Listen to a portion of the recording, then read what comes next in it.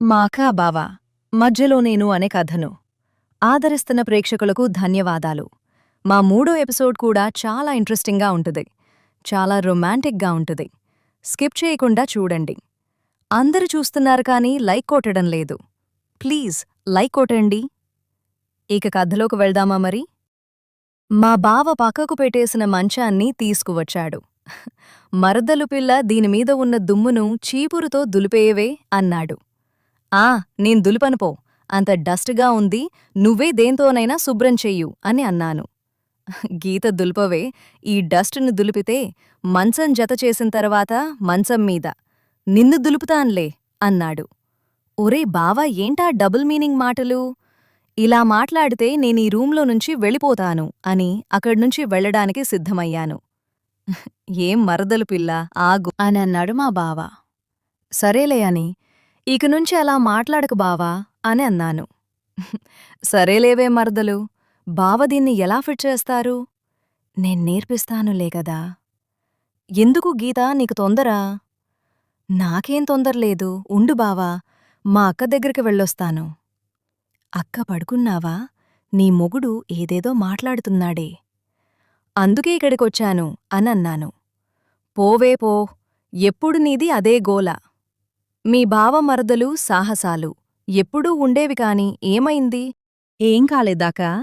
ఇప్పుడు జత చేస్తామాక? నీ కొడుకు పడుకున్నాడా? సరేగా, పండుకో, జత చేసిన తర్వాత వస్తాన్లే నీ దగ్గరికి అని చెప్పి మళ్ళీ మా బావ రూంలోకి వెళ్లాను.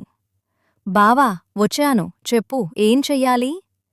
నీవు మీ అక్క దగ్గరికి వెళ్ళి వచ్చేసరికి నేను దీన్ని జత చేశాను, ఎలా ఉందో చూడు. సూపర్ బావా, చాలా బాగా చేశావు. మంచం జతచేయగానే సరిపోతుందా? మరదలు దీనిమీద వెయ్యాలిగా పరుపు? అవును బావా, వెయ్యాలి కదా. అక్కడ కొత్తవున్నాయి, తీద్దాం అని మా బావా నేను కలిసి సజ్జమీద నుండి పరుపులు తీశాం. దానిని మా బావ దబాలుమని మంచం మీద ఎత్తేశాడు. ఏంది బావా అలా ఎత్తేశావు? ఆగలేదు. అవునా బావా, మగాడిగా ఇట్లా అంటే? మా అక్క నీ బరువుని ఎలా మోసి ఉండొచ్చు? మరి ఏం మరదలు, ఇప్పుడు నువ్వు డబుల్ మీనింగ్ మాట్లాడావుగా? అవును బావా, మాట్లాడతాను. ఏం చేస్తావు? ఏం చేస్తానా? ఎందుకే మీ ఆడవాళ్లు మమ్మల్ని రెచ్చగొడతారు అంటే? బావా, ఇప్పుడు నీవు రెచ్చిపోతావా అని అన్నాను. వెంటనే మా బావ పోవే పో అని చేత్తో ఇలా నెట్టాడు. వెంటనే నేను ఆ మంచం మీద పడ్డ పరుపులో పడ్డాను. అయ్యో, గీత పడ్డావా అని మా బావ నన్ను చేతిపట్టి పైకి లేపాడు. నాకప్పటికీ చేతికి దెబ్బ తగిలింది. చేతి నొస్తుంది బావా అన్నాను. నిజంగా దెబ్బ తగిలిందా? బాగా నొస్తుందా గీతా? అయ్యో, నేను తోసివేయాలని నెట్టలేదే. అనుకోకుండా ఇలా అన్నాను. పాపం మా గీతకు దెబ్బ తగిలింది అని. నువ్వు పక్కన కూర్చో గీతా అని బాధపడుతూ.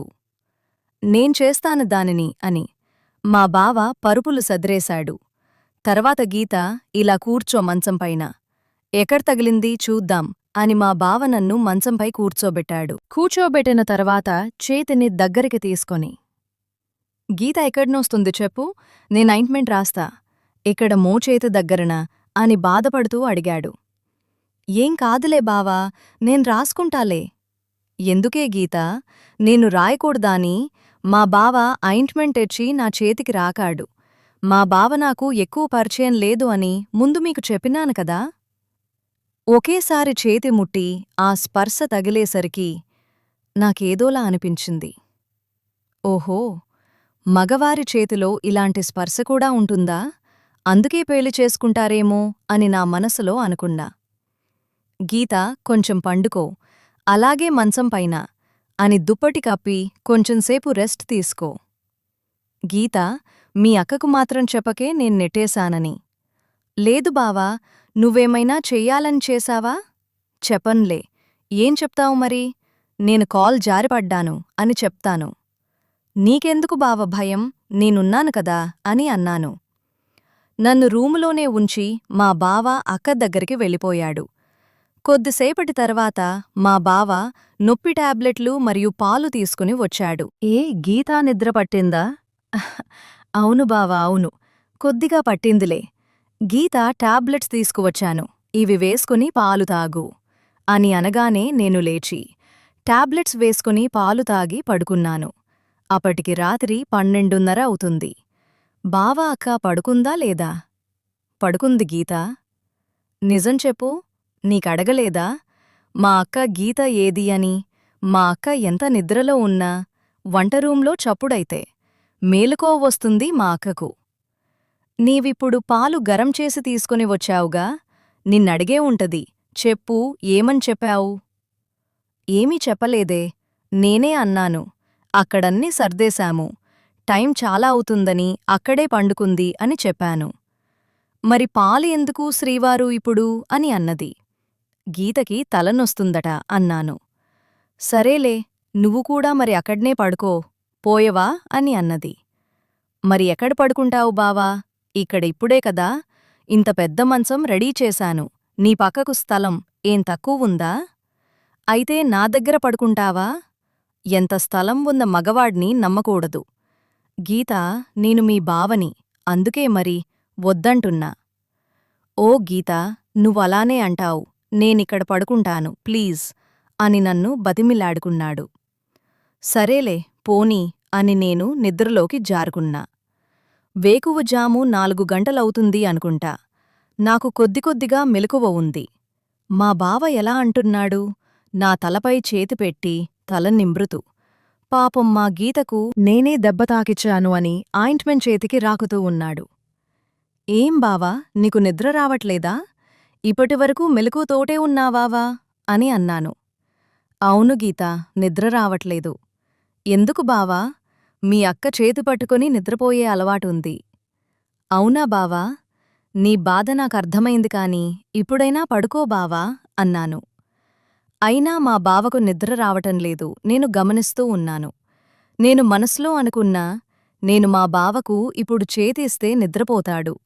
కాని ఈ మగవాళ్లకు నమ్మరాదే, చేతే కదా అని ఇస్తే కాళ్లు వేస్తారు అని నా మనసులో అనుకున్న. పోనీలే, ఎవరికైనా నిద్ర రాకపోతే ఆరోగ్యం దెబ్బతింటుంది కదా అని మా బావ చేతిపైన నేనే చేతు వేశాను. వెయ్యగా వేశాను కాని అప్పటికే నా చేతు వణుకుతోంది. చేతు వణికిన కూడా ధైర్యం తెచ్చుకోని నా మనస్సులో ఇలా అనుకున్నా, ఎంతైనా నా అక్క మొగుడు నాకు దెబ్బ తగిలిందని మెలకువతో ఉండి ఇప్పటివరకు నిద్రపోలేదు. ఆరోగ్యం చెడిపోతే అని ఆలోచించి చేతిని గట్టిగా వేసి అరచేతిలో కలిపాను. బావ చూడు, నేను నీపైన చేతు వేశాను చూడు అని మా బావకు నేను కప్పుకున్న దుప్పటి కప్పాను. అప్పటివరకు మా బావ దుప్పటి కూడా కప్పుకోలే. ఎందుకు అంటే అక్కడ ఉన్నది ఒక్కటే, నా మీదనుచ్చి మా బావ తీయలేదు. అందుకే పాపం అని నేనే దుప్పటి కూడా కప్పాను. థాంక్స్ గీతా, నువ్వు నన్ను అర్థం చేసుకున్నావు అని అన్నాడు. సరేలే బావా, పడుకో, నిద్రపో బావా అని దగ్గరికి జరిగి వీపుపైన బజ్జో కొట్టాను. మా బావ నా రెండో చేతిని గట్టిగా పట్టుకొని నిద్రలోకి జారుకున్నాడు. అబ్బా, మగాడు చేతి ఇచ్చి దుప్పటి కప్పుతేగాని నిద్రపోలేదు. మా అక్క బాగానే అలవాటు చేసిందే అని నేను కూడా నిద్రపోయాను. ఇదండి మా కథ. 3వ ఎపిసోడ్. ఏ ఎపిసోడ్లేమైనా అచ్చుతప్పులున్నచో మావిగా భావించండి ప్లీజ్. చూసిన వాళ్ళందరూ లైక్ కొట్టండి. 4వ ఎపిసోడ్లో తెల్లవారుతుంది. మరుసటి రోజు రాత్రి జరిగే కథనే 4వ భాగం. అందులో ఇంకా రొమాంటిక్గా ఉంటది. ఎందుకంటే నేను చెప్పాను కదా, మా బావ మొబైల్ చూస్తున్న దాన్ని బట్టి కథ నడుస్తుంది అని. 2వ రోజు రాత్రి మా పక్కకు మా అక్క కూడా ఉంటది కాబట్టి ముగ్గురు ఒక దగ్గరుంటాము. మా అక్క నిద్రపోయిన తర్వాత ఆ మొబైల్లో ఉన్న దాని గురించి రాత్రంతా మెలకువతో ఉన్నా సరే ఆ కథంతా మీకు చెప్తాను మా బావనడిగి. సరేనా ఫ్రెండ్స్? బాయ్, లైక్ కొట్టండి.